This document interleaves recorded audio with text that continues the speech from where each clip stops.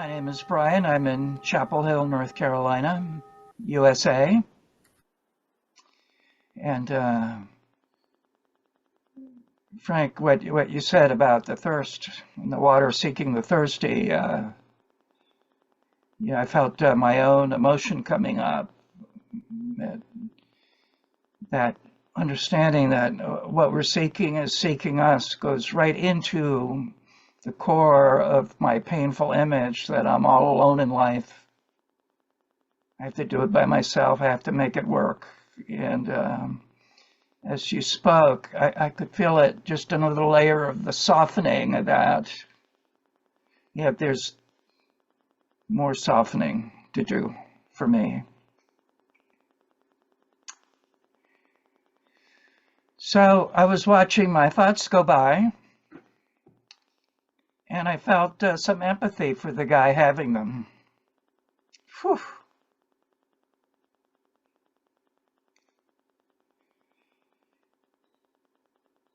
I want to speak now about what's been moving in me in the last month and my own ongoing inquiry, how to keep synthesizing the amazing gifts of the pathwork into bite-sized pieces, right? I'm somebody who has trouble reading a whole lecture, and I have this ongoing desire to really know what is it that the guide is really wanting us to see. So I'm going to do it in as few words as possible. Be patient with me. One of the things I notice is that there's many ways I can be dead, yet still alive.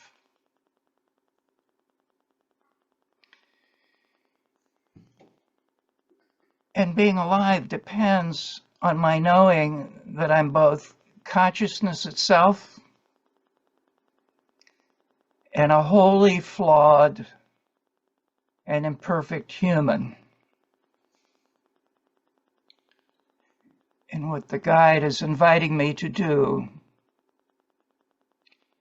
is to learn to love both.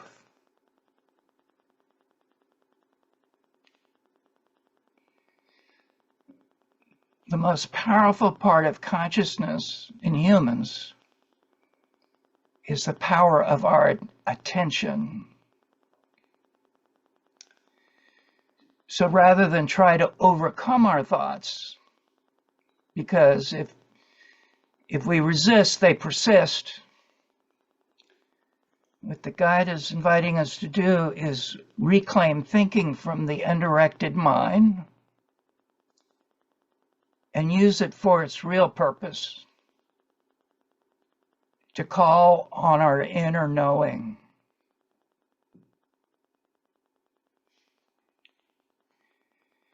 Most of our life in the day-to-day is dominated by a very small part of our brain that creates and maintains a sense of a separate self, the ego. Medical science now knows exactly what part of the brain this is. If that part of the brain is injured or surpassed through meditation or certain drugs, this feeling of separateness is replaced with an overwhelming experience of oceanic oneness. This is the real self.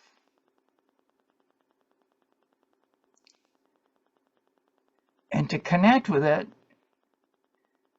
means to awaken out of the self-talk in the head and our thoughts. Because the self-talk is a form of hypnosis. self-hypnosis.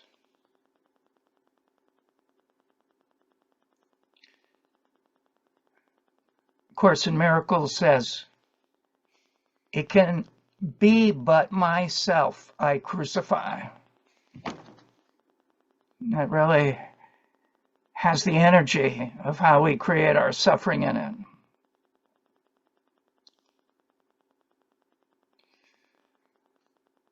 So what I notice in myself is how my humble humanity forgets how much holy help is here.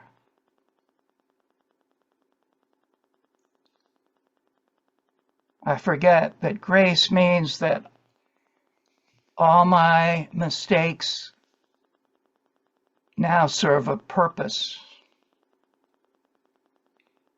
instead of just shame.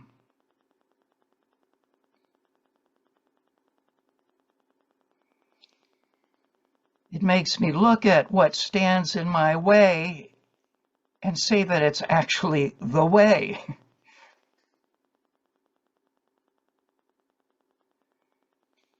And part of what is in my way is the part that expects life to be easier than it is and gets resentful when it's not, right? Yet I'm also coming to see when I don't expect life to be easy, I don't make it unnecessarily hard. And it usually gets easier.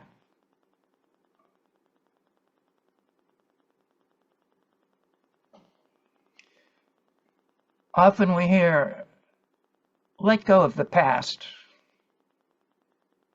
Let go of the future.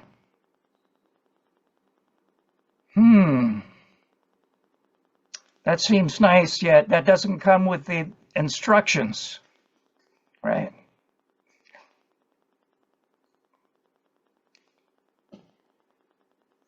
So in my own inquiry around that, what I've come to see that I want to share is the past isn't back there, it's here.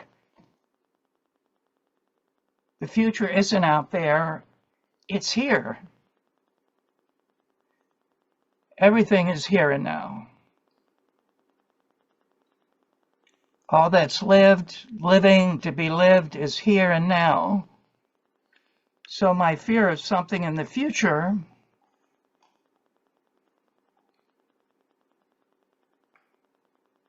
is fear here now, inside me, waiting to be turned to.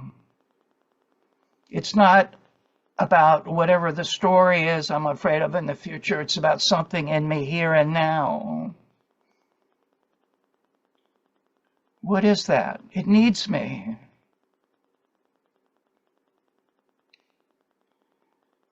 My shame, guilt, regret about the past,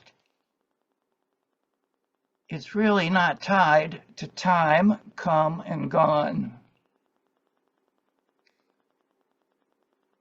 It's here now, waiting to be freed, simply by releasing my grip on it.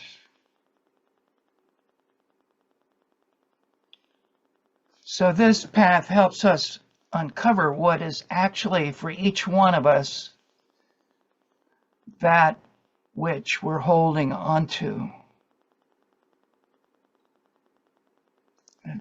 Our healing isn't about erasing the past. It's about changing how the past lives within us so that it no longer controls our present.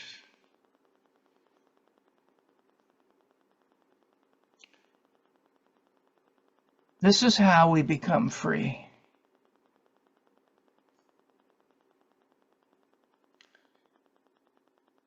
So the essential ingredient to becoming free is to want it more than anything else.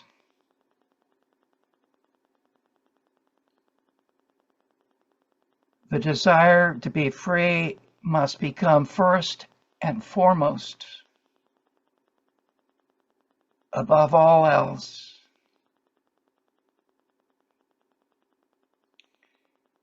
Each one of us has what it takes. That's a promise. But it will take everything you've got. And that's why the desire is so necessary.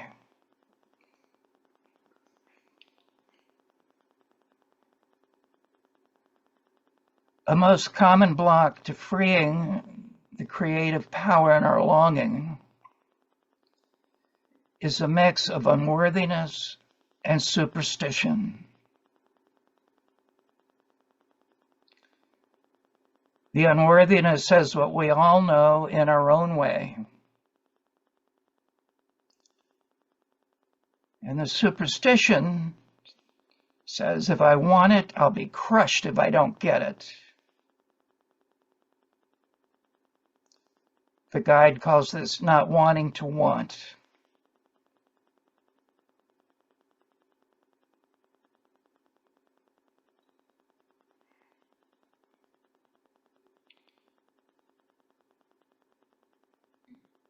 Gangaji reminds us that if we're willing to rest in the desire to be free, this desire eats up all other desires. It is the true desire to know ourselves, to live ourselves, to be lived by ourselves.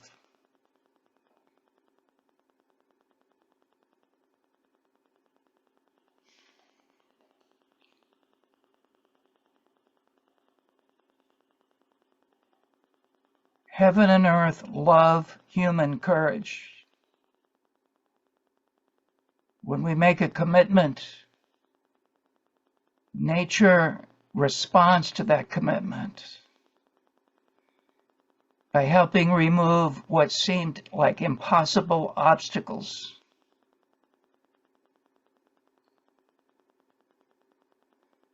This is really the magic.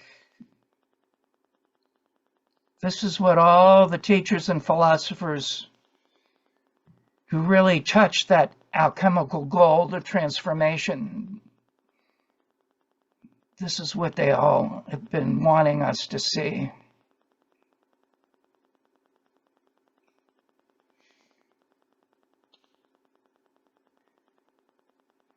Poet John O'Donohue says this: may I have the courage today to live the life that I would love, to postpone my dream no longer, but do at last what I came here for, and waste my heart on fear no more.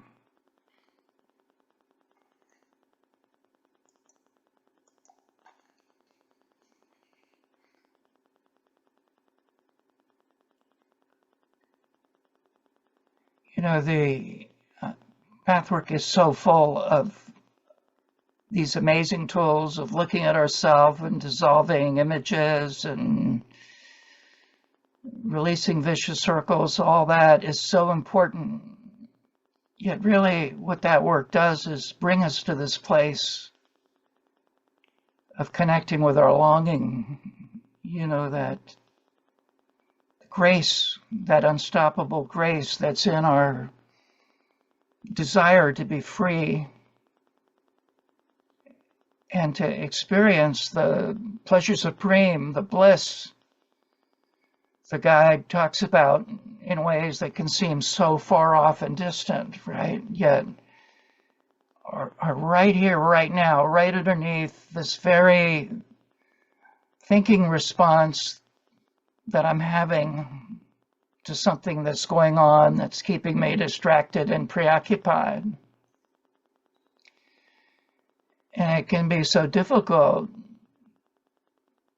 to know how to let that go.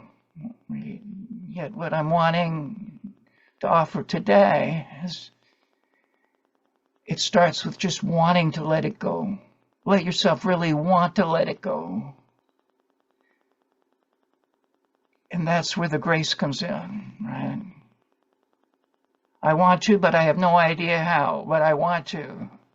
I'm not going to give up wanting to. You see, that's the response on the human level that the spiritual level is waiting for to respond to with all its gifts.